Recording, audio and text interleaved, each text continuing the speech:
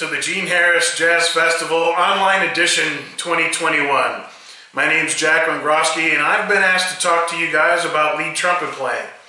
Now, I've been really blessed to be able to do this as a profession for over 30 years. I was the lead trumpet player in the Jazz Ambassadors. I've gotten to play with Cheap Trick, Winona Judd, Barry Manilow. The list just goes on, and preparation meets opportunity. There's sometimes being in the right place at the right time, but it doesn't help if you don't have the tools. So let's talk about the tools of lead trumpet playing. First off, you can play lead on anything, but the mouthpiece, it's just a little easier on a shallower mouthpiece.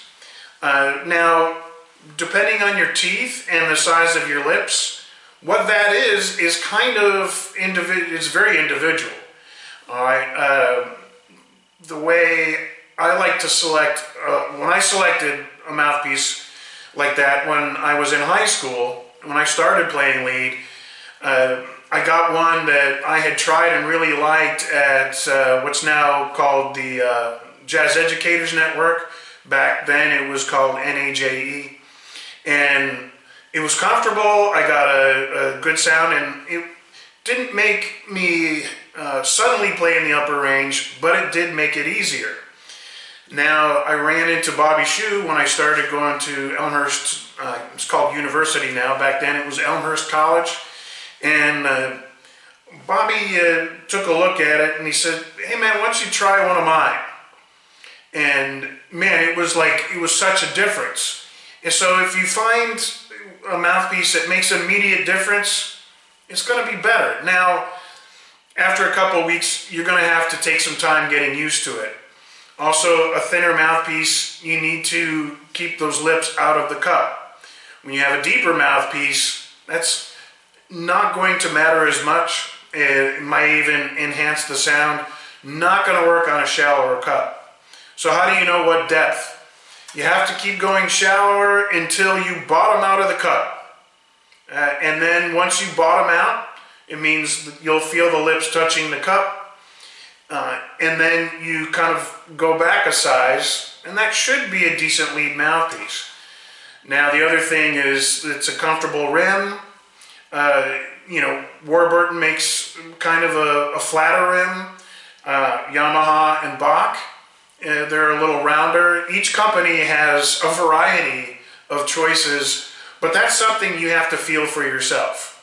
I really disagree with handing everybody a stock, a 3C mouthpiece, and this is what you're going to play classical on for the rest of your career, what you should play. What is the sound? If you went to put a screw in a piece of wood, does it need a Phillips? Does it need a flathead? It's individual. It's a tool for the job. Does it make me play any higher? No. But if I grab it, this is a Mount Vernon 7C, quite a bit deeper than my lead mouthpiece, but in comparison, it gets a much fuller sound.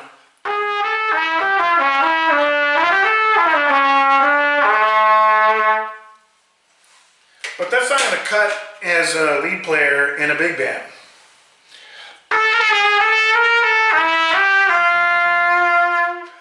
All right. Now I could play lead on a 7C.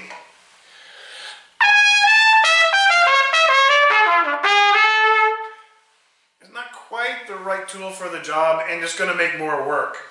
So one of the things I've kind of discovered as I got along the way was trumpet, especially lead trumpet playing, is very counterintuitive. And what does that mean? It's the exact opposite of all the things I started out doing as a young player. Because I want to talk to you guys. You're in college now, and we get theories and what we do 30 years on down the line, and I'll talk about some more efficient things that I've learned. But what are the things I did in college at North Texas in the 1 o'clock lab band? Well, first thing, I played every day rain or shine. Every once in a while, I would take a day off if I needed the rest. Every once in a while, if you get bruised, if you overwork yourself, you need rest. Just like Rafael Mendez says, if you play 4 bars, you got to rest for 4 bars.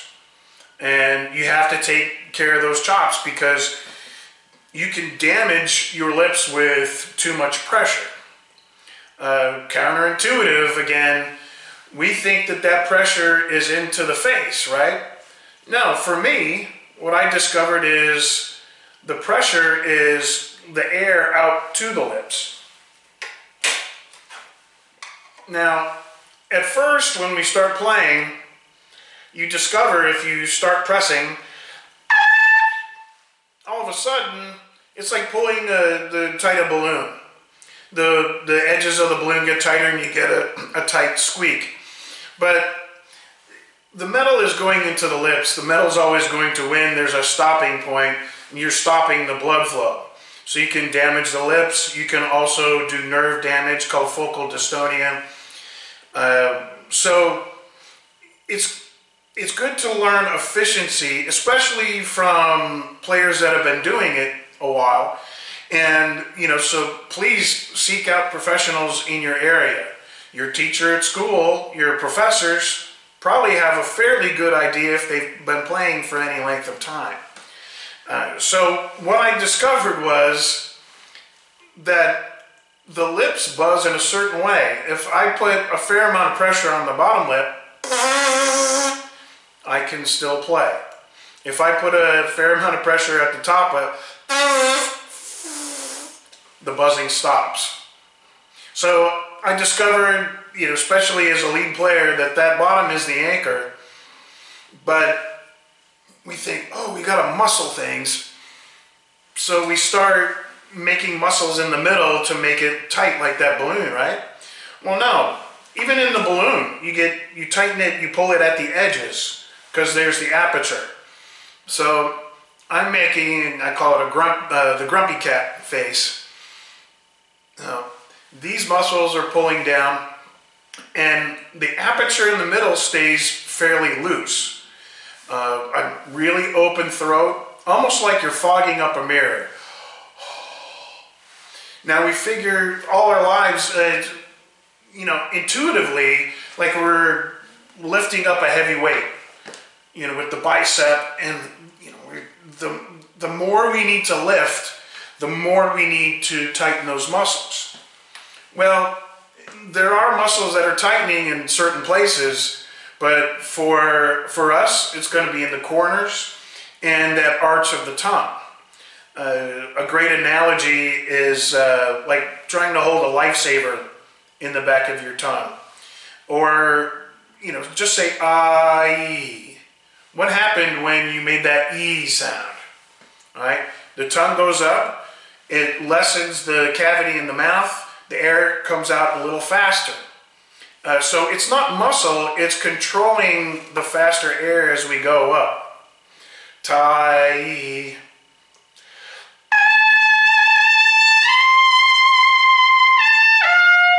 And as we go down, the tongue relaxes.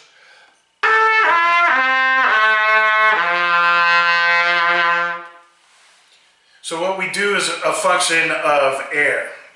It's a little backwards when we first do it. But, the thing is you have to do it and you have to discover it for yourself. That's a personal journey. As you get playing into the upper range, we can give you, tips, but you have to kind of find where the notes are at and then make them efficient. Roger Ingram talks about, a squeak eventually becomes a note. Say you're trying to play your first D above the staff. And you get that little tiny sound out. Now, you've got to make it more efficient without jamming your face.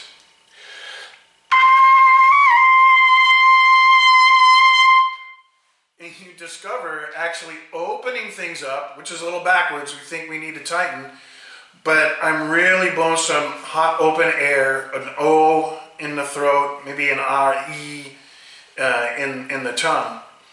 And that's where it comes from. Trent Austin, he's been making a lot of great videos lately. He calls it playing tight. If you try and put a fire hose through it there on a little tiny hole, you're going to feel that back up. You'll feel it in your neck. People have actually gotten hernias because of that pressure in the neck. It's from overblowing.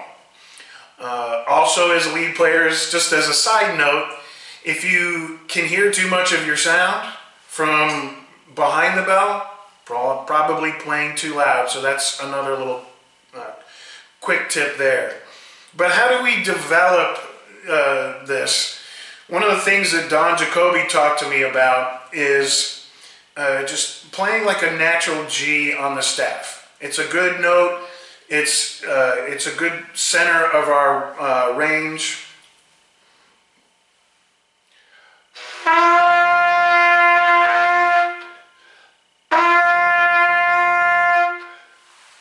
Then we get that. Now let's try G-A.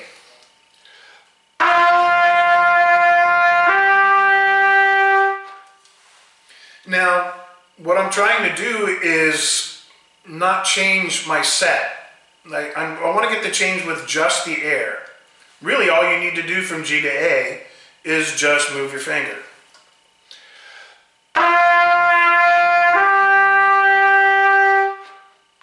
Now, if you felt it in your lips, just try it again, nice and easy.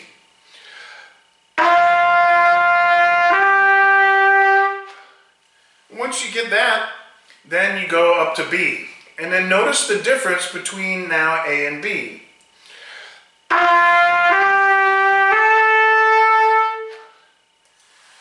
Did the A feel the same as the B?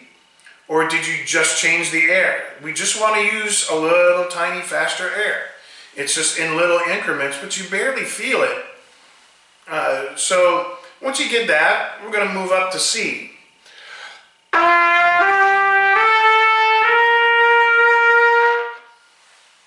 Did you feel a difference between the B and the C, or was it just air, or did you feel it in the lips?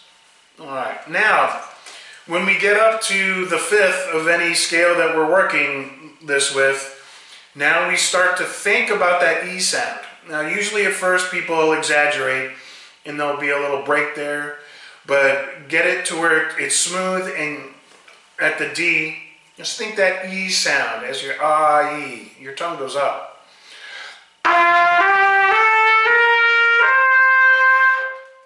Was it just air, or was it tighter lip? Try it again.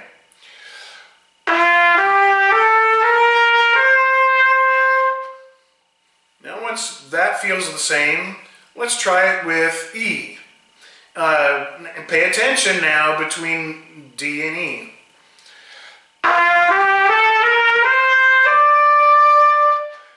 Same thing when we go up to F sharp. Feel the difference just with the air and that tongue, and not using the chops.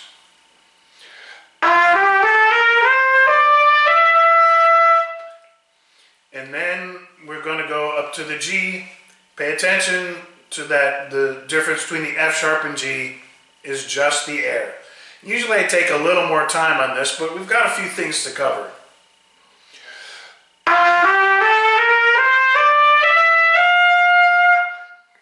Now, if you got that, and there wasn't really any difference in your lips between the G and the A, it was just air, and the A and the B, and so forth up to G, then you just learned how to play an octave with little effort. All right? We didn't need to do all that muscling that we think we need to do. Now, once you get that, you just go up a half step. And then that's how you start to build range without crushing your face.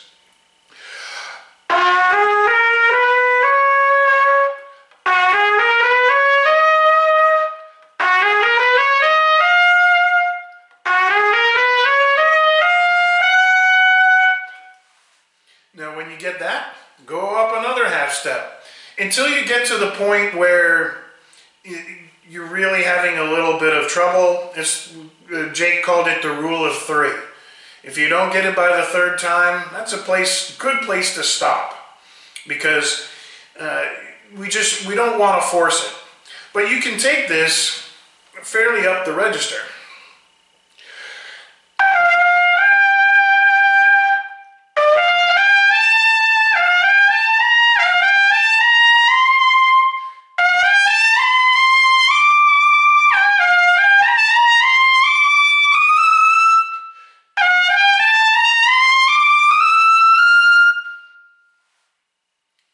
And so on and so forth.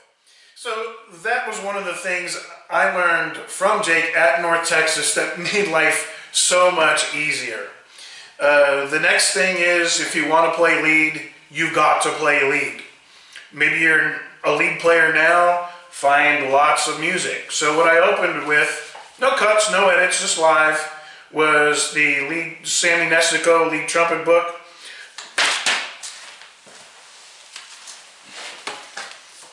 With Rubber Fingers, Count Basie and his orchestra. This is all the music to Basie Straight Ahead. As you've always got an orchestra at home to play with. Here's another one. Gordon Goodwin's Big Fat Band, play along trumpet.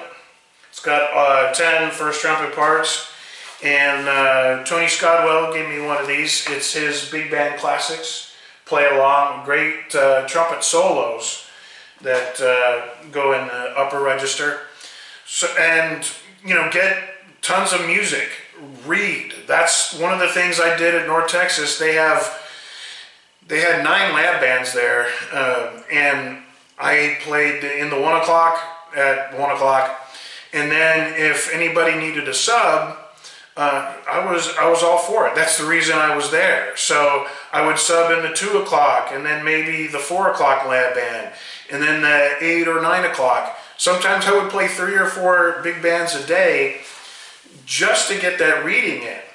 And you need to read charts. And if I go into the studio and record something, the things that I see, at some point I've seen in that collection of charts that I've built, that I've worked on over the years.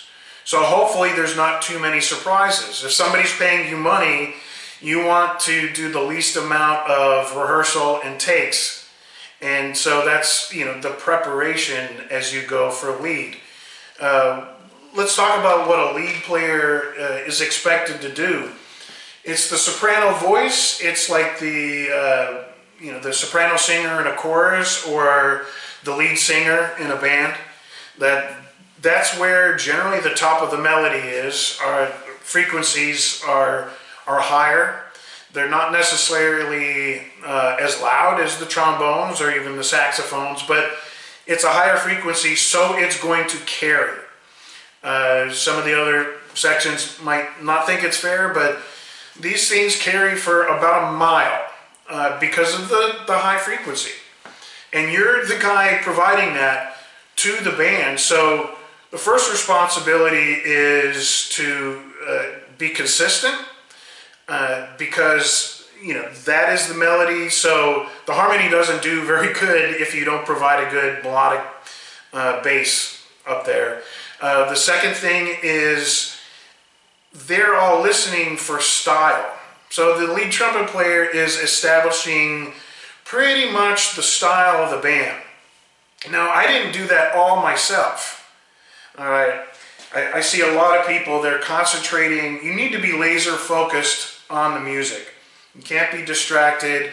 I look now, when I was first playing, I looked at a note. Then I got a little better. I started looking at bars and then 4-bar phrases. Now I'm looking at maybe an 8-bar phrase in its entirety, like we would read a book, a whole sentence. So I'm able to look ahead, the shape of the notes, what style is the tune. If you don't know what Glenn Miller sounds like, how are you going to establish that style? If you don't know what the Big Fat Band sounds like, or Basie, But like I say, I didn't do all that myself. I had teachers and listen to the recordings.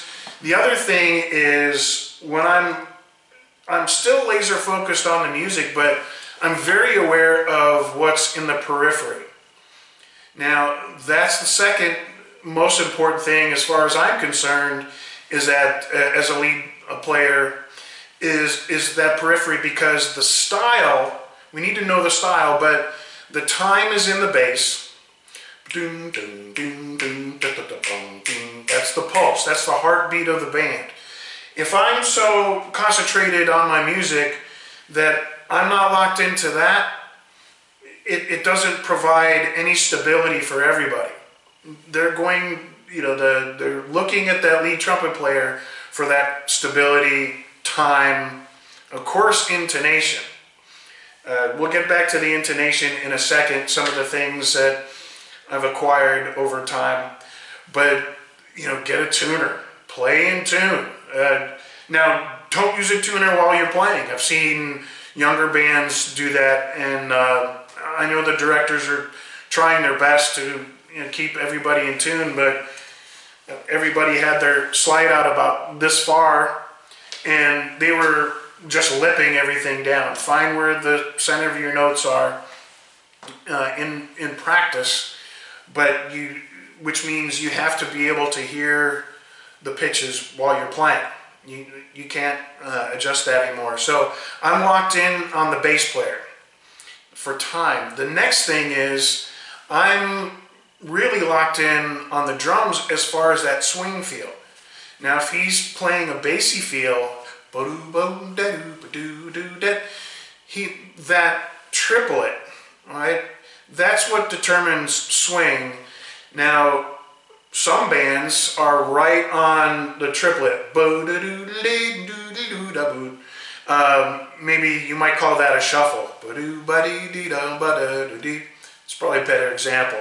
Now, bassy is that third part of the triplet. It's just a little after. It's not late.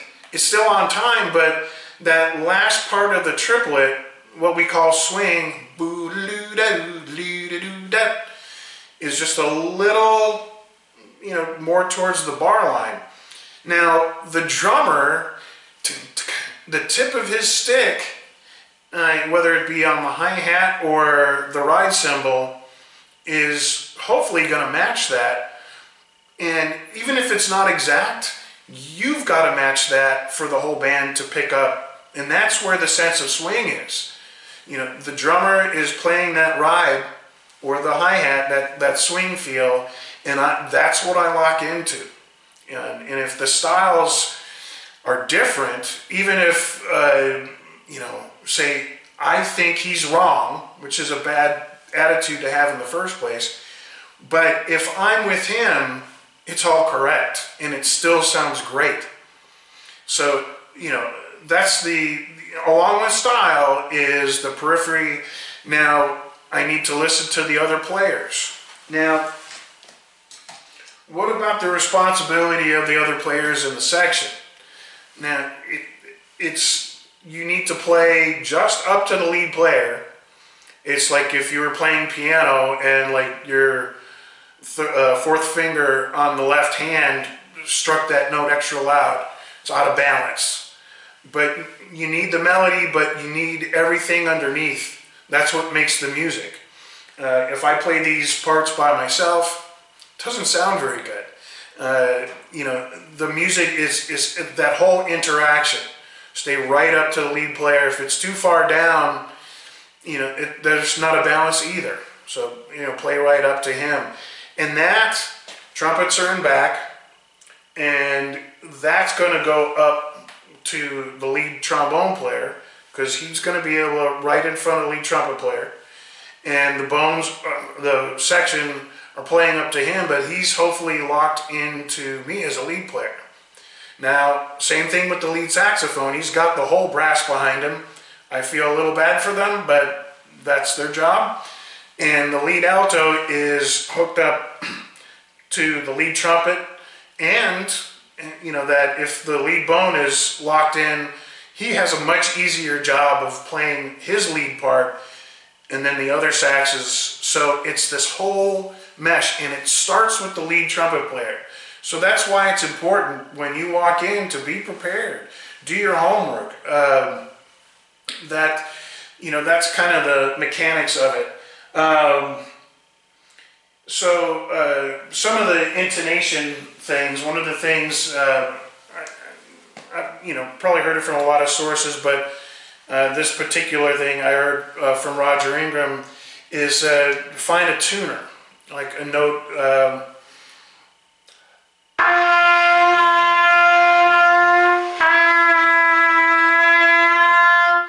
We go a little above, a little below, and until you find that center of the pitch. And then you know where that center is. The other thing I do as a lead player is to find the upper notes.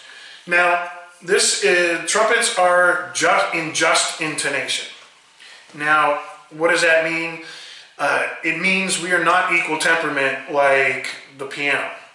So there are things that we have to adjust. Slides to adjust low D, C sharp, maybe depending on the horn, a high A, and some even the lower E.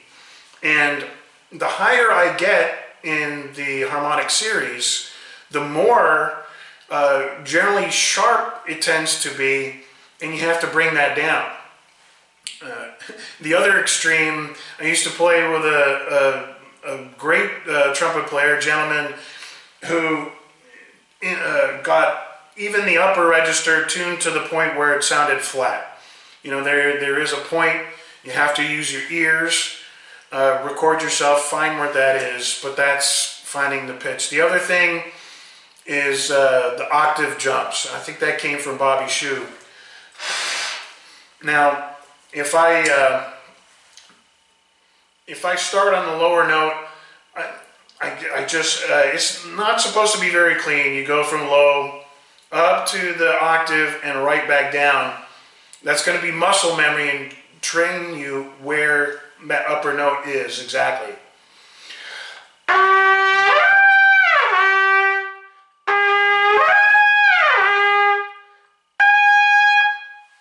So that eventually you know where that was a B flat, and then I could just pick it out, and that's training the muscle memory. So playing charts, and listening around you to the orchestra. Some of the things that I did in North Texas and I got away from, had some issues, and I got back to it. I call it set and forget. And what is that? You remember Ron Popeil had the old turkey oven he sold back in the 70s. He would say, set it and forget it. You put the meat in there, it does a nice rotisserie, and an hour or so later you go back and your bird is cooked. That's what I do with the mouthpiece. I see people playing around with it, getting it up at the last minute. If you get your horn up at the last minute and something goes wrong, there's no recovery. The first note of what you play kind of establishes, the consistent mindset. So when I'm ready to play, I'm already ready. I'm set. My chops are in position.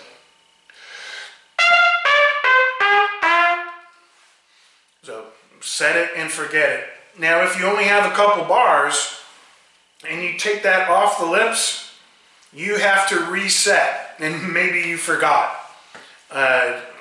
And maybe you're a little tired. It's going to take a little bit of time and muscle to move those lips in place. So keep it set.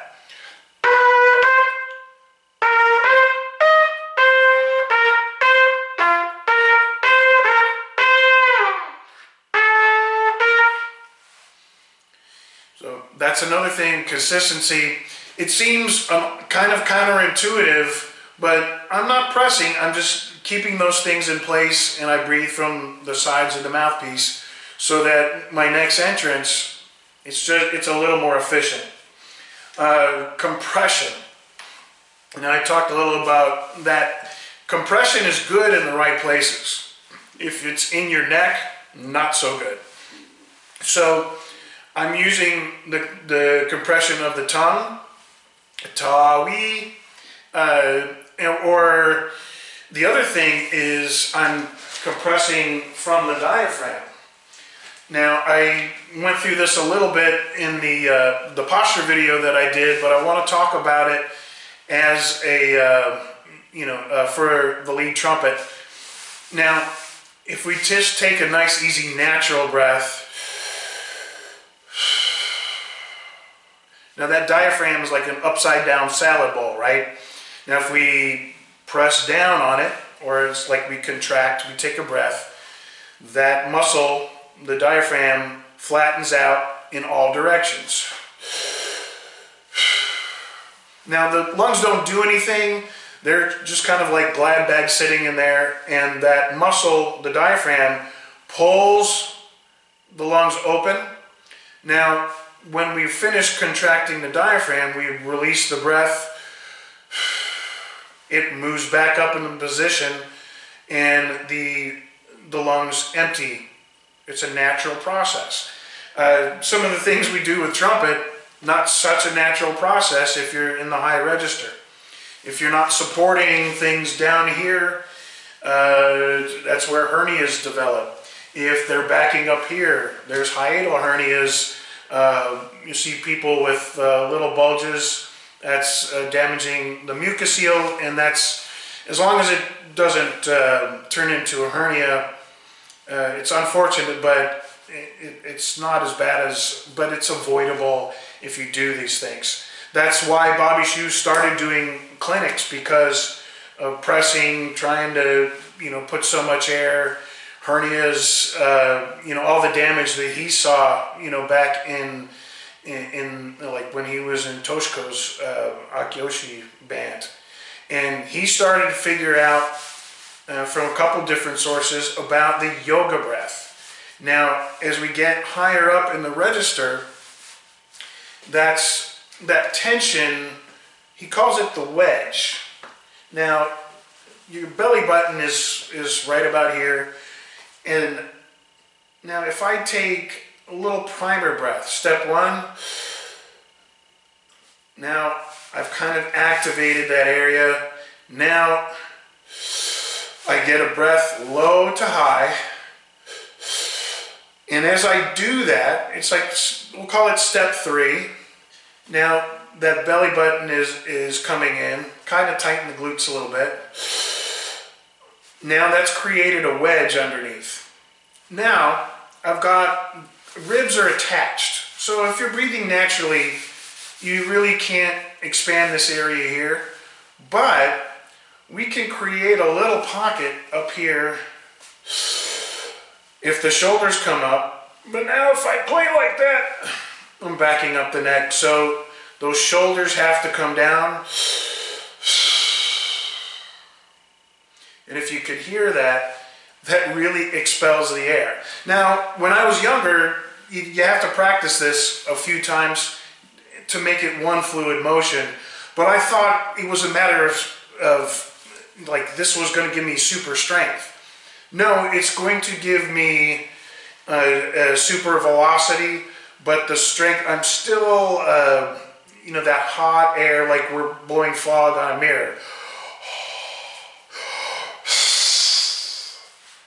It's still an open feeling here, but now I've created tension here and increased the pressure of the air. I've arched that tongue, and now that air has to come out fast. But the hole in the mouthpiece is still pretty small. So it's not more force, it's just adding a little bit of tension here. Now we can do it without. Now that's fine, but now if you want to support it and open it up,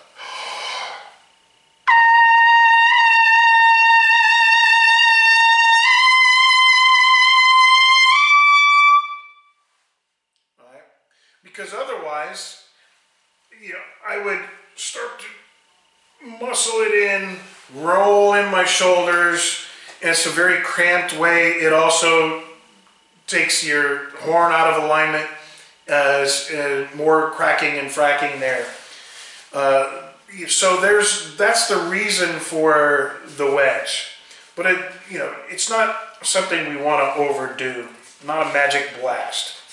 A couple of things that I actually used when I was in the Jazz Ambassadors. I didn't have a split lead when I first got there, so there were things that I did to make my job more efficient.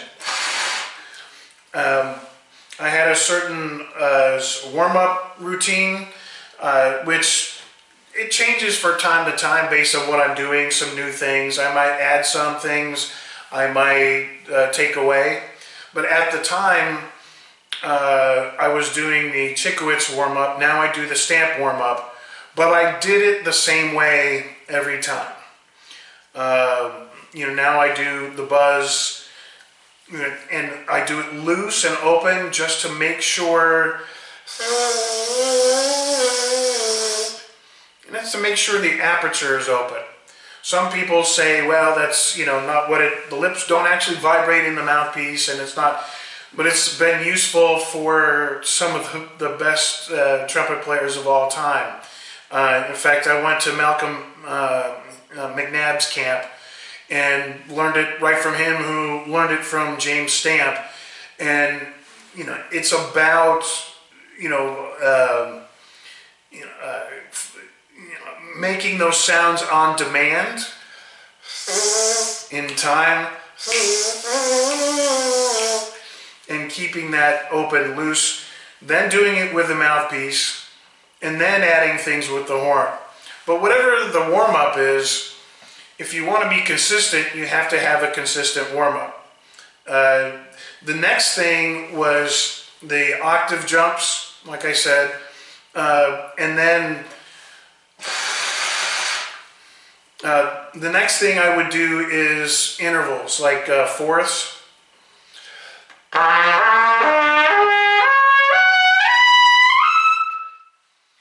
To make sure that I could slot those, or stay on one, like C to F.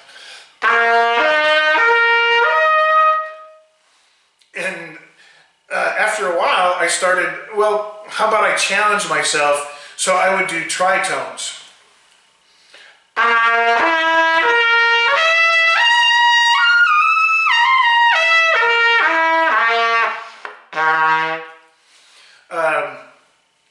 And what it does is it's training, it's getting those pitches, flexibility. I think one of the big things now is Scott Belk's lip flexibility books. Man, it's great for all sorts of playing, like in the section, lip slurs, flexibilities, it's what we play. And lastly, lead players aren't generally known for being improvisational soloists. Back in the day, it's a very specific calling. We use very specific equipment. This is the earlier first generation 8310 shoehorn. So it's a little bright. I use another trumpet for classical.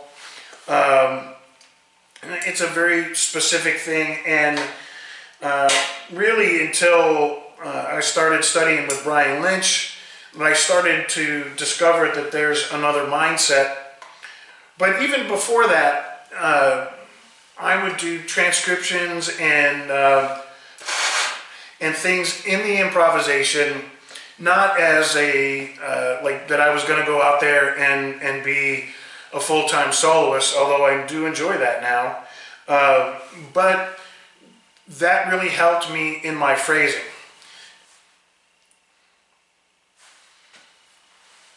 So the last thing I want to talk about is some attitude things and getting a gig, getting on a gig. We're the lead trumpet player.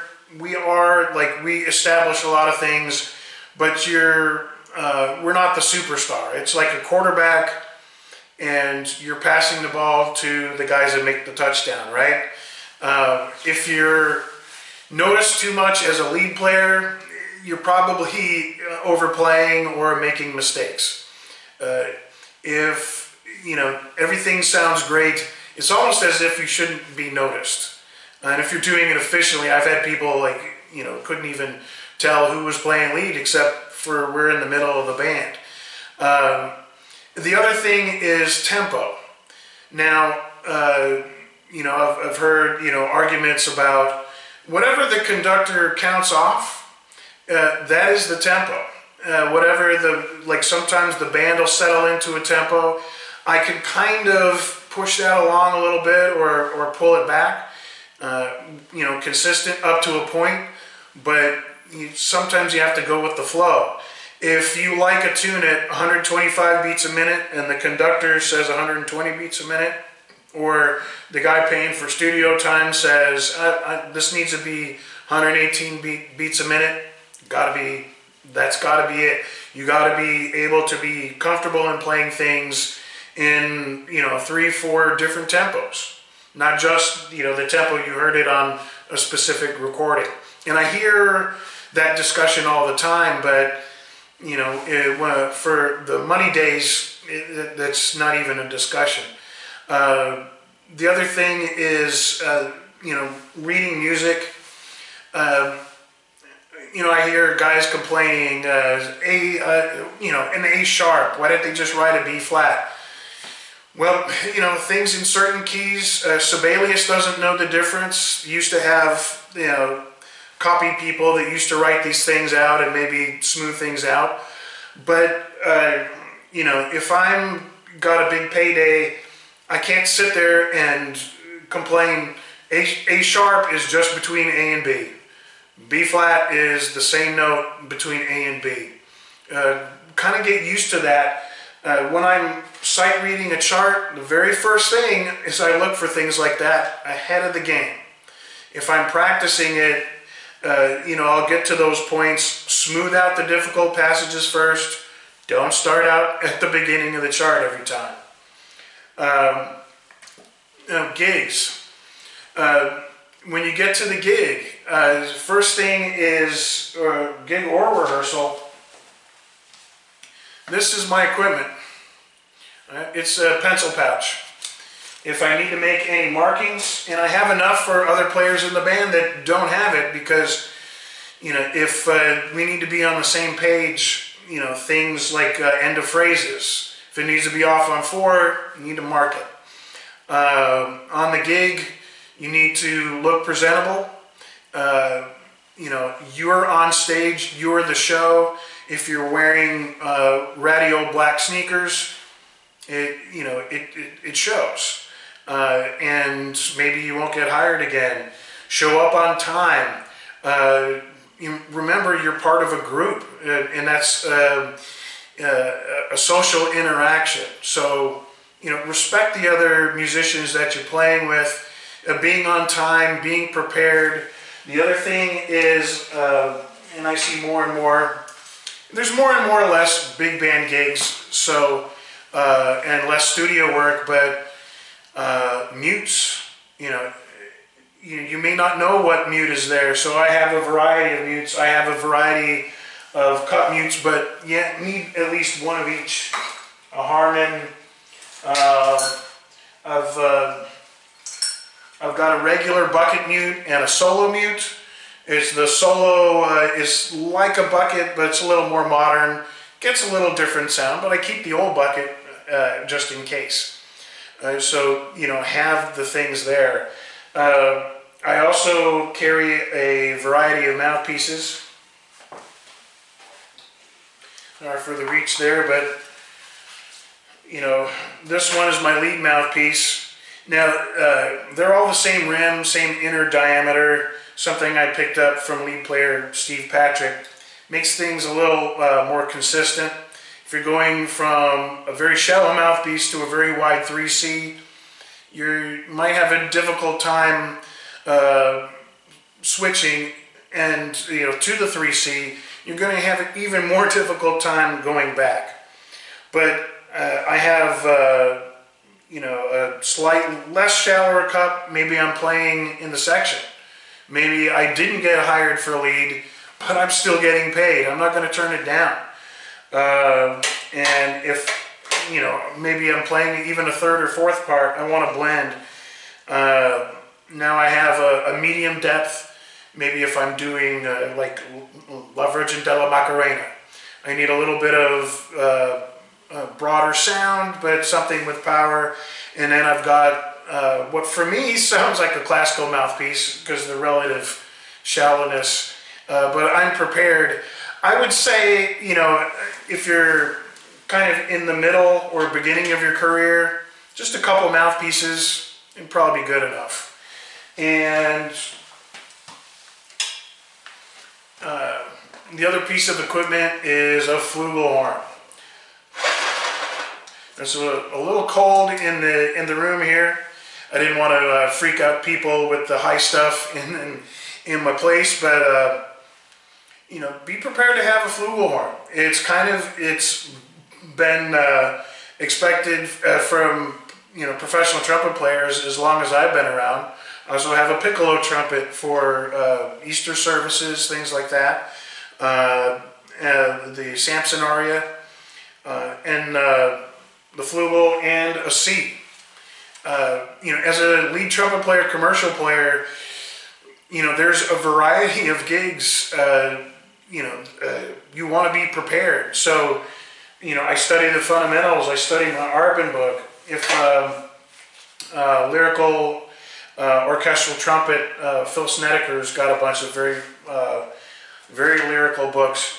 In fact, when I was playing lead almost every day with the Jazz Ambassadors, I found that I would what I called lead chops, and they would get very stiff and very brittle.